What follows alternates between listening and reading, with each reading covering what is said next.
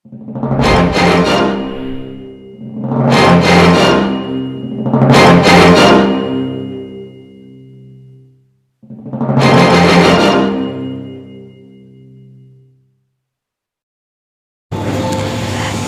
मैं सृष्टि और आप देख रहे हैं वंदे मातरम इंडिया न्यूज। जैसा कि आप देख सकते हैं, आज मैं खड़ी हूँ संत युवराज के साथ, जो कि हिंदू सेना के प्रमुख हैं।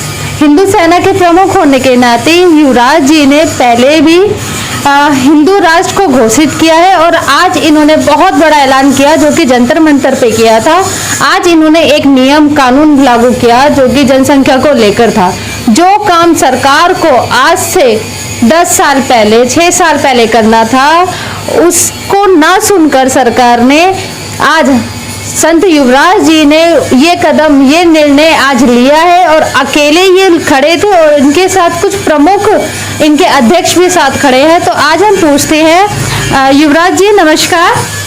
नमस्कार दोस्तों। आज आपने जो घोषणा की थी जंतर मंतर पे जाकर, आप हमें पूरी ये बताइए कि आपको ऐसा क्या करने की जरूरत हो गई कि आपको जनसंख्या नियंत्रण लागू करवाना पड़ा। मैं संत युवराज, प्रमुख हिंदू सेना, और मेरे साथ में भारतीय जनजागृति पार्टी के राष्ट्रीय अध्यक्ष राजू यादव जी हैं और उपाध्यक्ष हैं श्रीमान सत्य प्रकाश जी, जो कि मेरे साथ में, जो कि श्रीमान जो कि रविंद्र जी है, राष्ट्रीय वरिष्ठ महासचिव पार्टी के, सभी ने समर्थन दिया है। मैं एक बात कहना चाहूँगा आपको, देशवासी आप अच्छी प्रकार से सुन रहे हैं।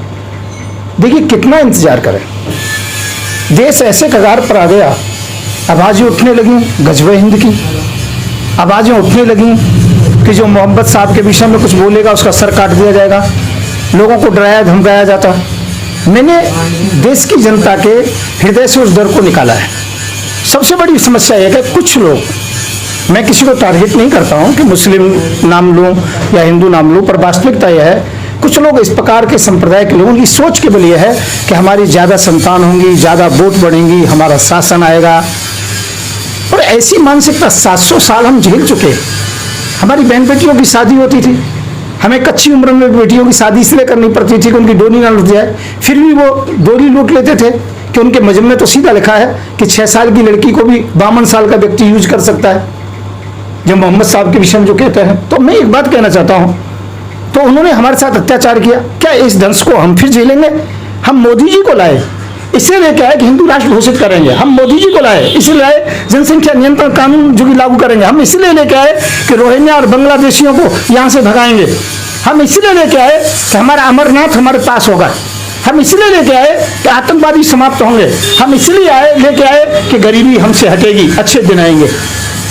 परंतु गैस सिलेंडर कितना महंगा हो गया, कोई बात नहीं, मंदिर मस्जिद की बात हुई, कोई बात नहीं, परंतु जो जनसंख्या बढ़ती चली जा रही है, प्रेशराइज हो रहा है हमारा देश और बड़ी तेजी से एक समुदाय बढ़ता चला जा रहा है और वो समुदाय केवल कट्टरता की बात करता है, मारने काटने की बात करता है। तो मैं ये कहना चाहूँगा, इस कारण से हमको ये कड़ा कदम उठाना पड़ा। 17 जुलाई 2022 को हमने भारत को हिंदू राष्ट्र घोषित किया, जो आरएसएस नहीं कर पाई, हिम्मत ही नहीं होती। मोदी जी से जब मैंने कहा कि वो मेरे मित्र हैं, 3 साल हम एक साथ रहे हैं, मोदी जी बस आनाकानी कर देते थे, समय पे समय देते रहे, तारीख पे तारीख देते रहे। मैं कैसे बर्दाश्त कर सकता हूँ अपने देश को खोते हुए, अपने देश को नष्ट होते हुए। अब पटना से एक आवाज उठी कि 2047 में गजबा हिंद हो जाएगा और उनकी तैयारी 2026 की है। आश्चर्य की बात तो है, वो केवल गुमराह कर रहे हैं 2047 के लिए। इसी आनंद फानंद में मैंने मुस्लिम राजनीति करता था, मुस्लिमों के साथ रहता था, मैं देश को जोड़ने का काम कर रहा था, सेकुलरिज्म से रहता था। इधर से कन्हैयालाल का सर उड़ा दिया, कितनी हत्याएं कर दी।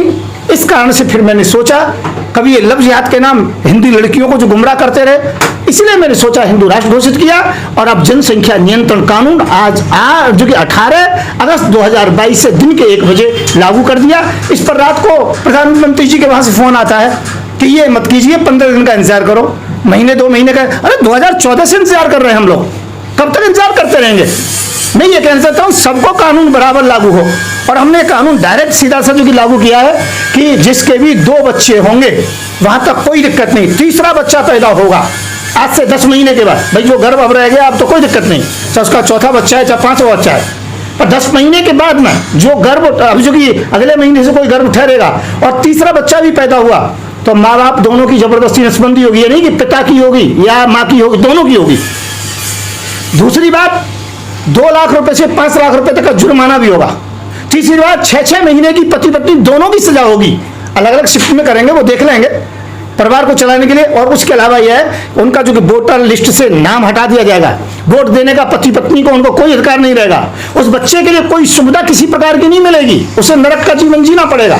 सरकारी सब सुविधाओं से, राशन से, हर चीज से उनको दूर कर दिया जाएगा। ये बहुत कड़ा कदम उठाने जा रहे हैं हम लोग, और सरकार से कह रहा हूं हमारी बात मानिए। नहीं मानते तो भी ये कदम रहेगा, पर उस समय हमें ये करना पड़ेगा, हिंदू राष्ट्र का राष्ट्रपति बनाना पड़ेगा, प्रधानमंत्री बनाना पड़ेगा। हम ये कह रहे हैं कि संविधान यही रहे, राष्ट्रपति प्रधानमंत्री यही रहे। हम हिंदू राष्ट्र के संस्थापक हैं, हम जो कहेंगे भारत सरकार को करना पड़ेगा। और अब जनसंख्या नियंत्रण कानून लाना होगा। इसके साथ साथ में गौ माता को राष्ट्रीय दर्जा अगले में जो कि ये 18 सितंबर को हम जो घोषणा करेंगे। मदरसों का वेतन बंद होना चाहिए, उनकी सहयोग राशि बंद होनी चाहिए। भाई कमाल की बात है, सरकारी स्कूलों से क्या परहेज है? जो हमारे स्कूलों से परहेज करता हो, इसका मतलब उसकी मानसिकता क्या हो सकती है? आतंकवादी पैदा मदरसे में क्यों होते हैं? आतंकवादी जो कि घुमक्कर जो कि जिहादी विचारधारा के क्यों होते हैं? ये तालीम लिए हुए। और मैं ये कहना चाहूंगा कि रोहिंग्या और बांग्लादेशी मुसलमान जितने भी बाहर से आए, चाहे पाकिस्तान से आए, रोहिंग्या से आए, बांग्लादेश से आए, इन सबको लाखों की तादाद में, 1-8 लाख नहीं, 7 करोड़ से 8 करोड़ से ऊपर की संख्या तो लिखित में है। इतने लोगों का हम प्रेशराइज होकर क्यों जो कि वो झेलें? और उनके अगले 3 साल में 10-10, 15-15 बच्चे भी पैदा हो लेंगे। तो मैं ये कहना चाहूंगा, इस कारण से क्या है, देश को नष्ट होते हुए नहीं देख सकता हूं। मोदी जी को खुला चैलेंज है, सरकार को खुला चैलेंज है। भारत को जो कि जनसंख्या नियंत्रण कानून हमने बना दिया है, अब इसको पास उन्हें कराना है तो ठीक है, नहीं तो आप झोला संभालने की बात कर रहे थे ना, तो झोला संभाल के आपको जाना पड़ेगा। आप हमें ये बताइए कि यदि जनसंख्या नियंत्रण जो आज आपने लागू किया है वो पब्लिक ने, जनता ने नहीं माना, तो उसके खिलाफ आप क्या कर सकते हैं? देखिए, प्रशासनिक कदम होगा। इंदिरा गांधी ने जिस समय नसबंदी की बात की थी तो हुआ था, और आज जनता चाह रही है जनसंख्या नियंत्रण के लिए। हिंदुओं ने तो कर ही रखा है, 2 बच्चे से तीसरा बच्चा पैदा ही नहीं करते हैं, तीसरा या चौथा हो गया तो उसे भी नहीं कर पाते हैं। केवल मुस्लिम समाज इस प्रकार और कड़ाई से हम करेंगे, चाहे हिंदू हो, मुसलमान हो, सिख हो, ईसाई हो, उनको कड़ाई से जो कि इस कानून को पालन करना पड़ेगा। और इसके लिए हर तरीके से हम कड़े कदम उठाएंगे। क्या इसमें ये भी लागू है कि मान लीजिए किसी ने तीसरा या चौथा बच्चा जो इस दुनिया में जन्मा है, आपने जिस तरीके से बताया कि उनकी नसबंदी हो जाएगी, इसके अलावा उनके जो आर्थिक सारी चीजें बंद हो जाएगी, तो क्या उस दौरान वो नेता बनने का भी, जैसे आजकल आपको पता हर कोई नेता बनना चाहता है, तो वो उपाधि भी छीन ली जाएगी क्या? हाँ, उन्हें चुनाव लड़ने का कोई अधिकार नहीं होगा, सरकारी नौकरी का कोई अधिकार नहीं होगा, वोट देने का कोई अधिकार नहीं होगा, तो ये सब अधिकार छीने जाएंगे। दूसरा क्या है, ये अभी 1 साल का टाइम दे रहे हैं। अब जो बच्चे गर्भ में रह गए हैं या 1 महीने तक गर्भ में रहेंगे, उसके बाद उनको 10 महीने का टाइम दिया जा रहा है, तब तक कोई प्रॉब्लम नहीं। पता कैसे चलेगा कि जनसंख्या इतनी बढ़ गई है और ये सारे काम हो रहे हैं? तो ये तो सब डेटा होता है, आधार कार्ड होता है, माँ बाप का हर का किसी का बच्चा होता है, आधार कार्ड। और दूसरा क्या है, पब्लिक के अंतर्गत में हमारी जो शाखाएं हैं हर तरीके से, और जो कि इस प्रकार की एजेंसियां, विभाग काम कर रहे हैं, टीचर हैं, सभी हैं, अमीन हैं, पटवारी हैं, हर लोग हैं। तो जो कि उन सभी से मालूम होता है, गांव का प्रधान है, सरपंच है, सभी जो कि होते हैं, ग्राम सेवक हैं, सभी को ये तो डेटा उनको देना पड़ेगा। और जिस डेटे में कोई गड़बड़ी पाई गई तो बड़े बड़े अफसरों को नापा जाएगा। आपके साथ आपके अध्यक्ष भी शामिल हैं, तो आप हमें बताइए, जो आज ये जनसंख्या नियंत्रण कानून युवराज जी ने अपना घोषित किया है, तो उसके साथ आप कितने समर्थन में हैं? और युवराज जी के साथ नमस्कार, मैं राजू यादव। हमारे जो स्वामी जी कर रहे हैं बहुत अच्छा काम कर रहे हैं, और हमारे देश में जनसंख्या कानून लागू बहुत जल्दी हो जाएगी। आज जंतर मंतर पे हमारे स्वामी जी बैठे हुए थे और हमारी पार्टी ने फुल समर्थन किया, और इनके साथ हमारा देश खड़ा है, और ये जल्दी से जल्दी कानून व्यवस्था बहुत बढ़िया कर दी जाएगी। और हमारे स्वामी जी जैसा भी करेंगे वो टॉप क्लास का काम करेंगे, और जनसंख्या नियंत्रण कानून जल्दी लागू हो जाएगी। जय हिंद, जय भारत। सर, आप क्या बोलना चाहेंगे इस मामले में कि जनसंख्या कानून नियंत्रण जो है वो कितना जरूरी है? क्योंकि आजकल जैसे युवराज जी ने कहा कि जो मुस्लिम वर्ग के लोग हैं उनके 2 से ज़्यादा बच्चे होते हैं, जिसमें कि वो लोग देन मांगते हैं, तो अगर उनके साथ ऐसा हो तो क्या थोड़ा सुधार आएगा भारत में? बिल्कुल आएगा। देखिए, आज भारत की जो सबसे ज़्यादा ज़रूरत है वो जनसंख्या कानून को लाने की ज़रूरत है। ये आप भी जानते हैं और सभी परिवार जानते हैं। तो महाराज जी ने जो निर्णय लिया है, जो मोदी जी को लेना चाहिए था, जो अभी तक नहीं लिया गया है, ये बहुत अच्छा निर्णय है। और मैं मानता हूँ कि भारत के हर परिवार में इस तरह का सभी इसी विचारधारा को मानते हैं कि जनसंख्या नियंत्रण कानून लाना चाहिए। रहे ये समाज की बात, तो वो इस बात को कुछ समाज के लोग जानते हैं और कुछ चाहते भी हैं कि इस तरह का कदम भारत के अंदर होना चाहिए। क्योंकि दो बच्चे होने पर उनकी परवरिश अच्छी होती है, और ज्यादा बच्चे होते हैं तो वही आजकल क्राइम का दौर जितना बढ़ रहा है वो सब उसी चीज में आ जाता है। तो क्या इस पर भी नियंत्रण हो पाएगा? एग्जैक्टली, बिल्कुल इस पर नियंत्रण हो पाएगा, क्योंकि जब एक परिवार में देखा गया है कि 2 या 3 बच्चों से ज़्यादा जब बच्चे हो जाते हैं तो परिवार के मुखिया भी उन पर ध्यान देना बंद कर देते हैं। और क्योंकि आज महंगाई का दौर हो चुका है, उनका पालन और स्वास्थ्य के ऊपर ध्यान नहीं दिया जाता, और वो इधर उधर अपने आप ही धक्के खाकर किसी जहाँ पर भी उन्हें गलत प्रवृत्तियाँ मिलती हैं वहाँ पर वो सीख कर और आतंकवाद जैसी घटनाओं को अंजाम देते हैं। युवराज जी, आप हमें ये बताइए कि जो मदरसे का वेतन होता है तो वो कानून के मतलब हमारे उसमें से क्यों जाए? नहीं, मैं ये कहना चाहता हूँ मदरसे का जो वेतन सरकार देती है आज, और उनको क्यों दिया जाए?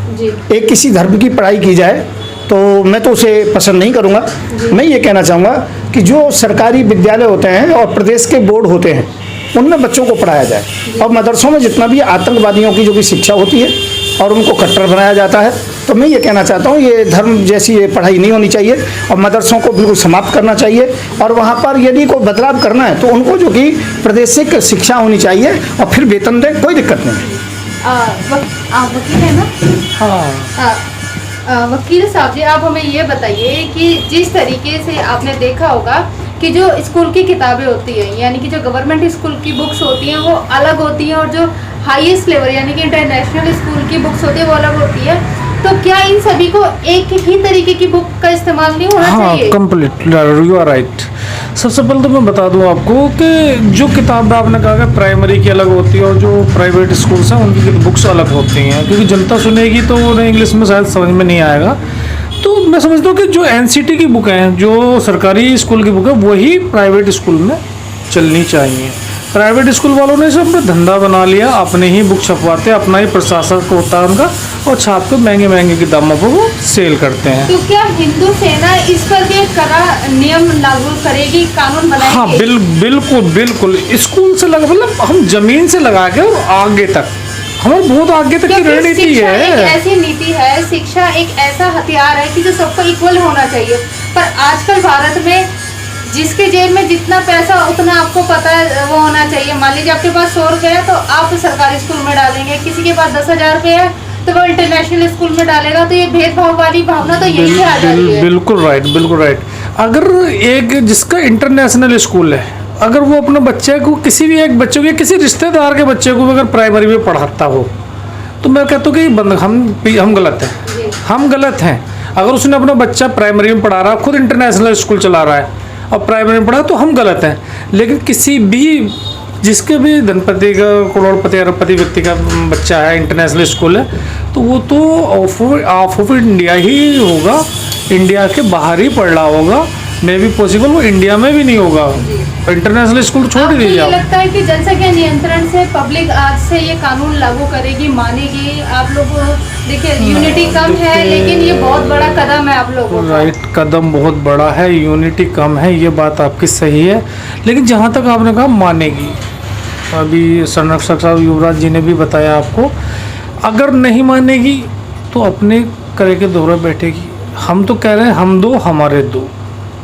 अगर हम ये किसी पर्टिकुलर, मैं किसी कास्ट पे नहीं जाऊंगा, ना मैं हिंदू पे जाऊंगा, ना मुस्लिम पे जाऊंगा, ना सिख पे, ना ईसाई पे। मैं सभी अपने भारतवासियों से ये कहना चाहूँगा कि सिर्फ एक ही पॉलिसी अपनाओ, हम दो और हमारे दो।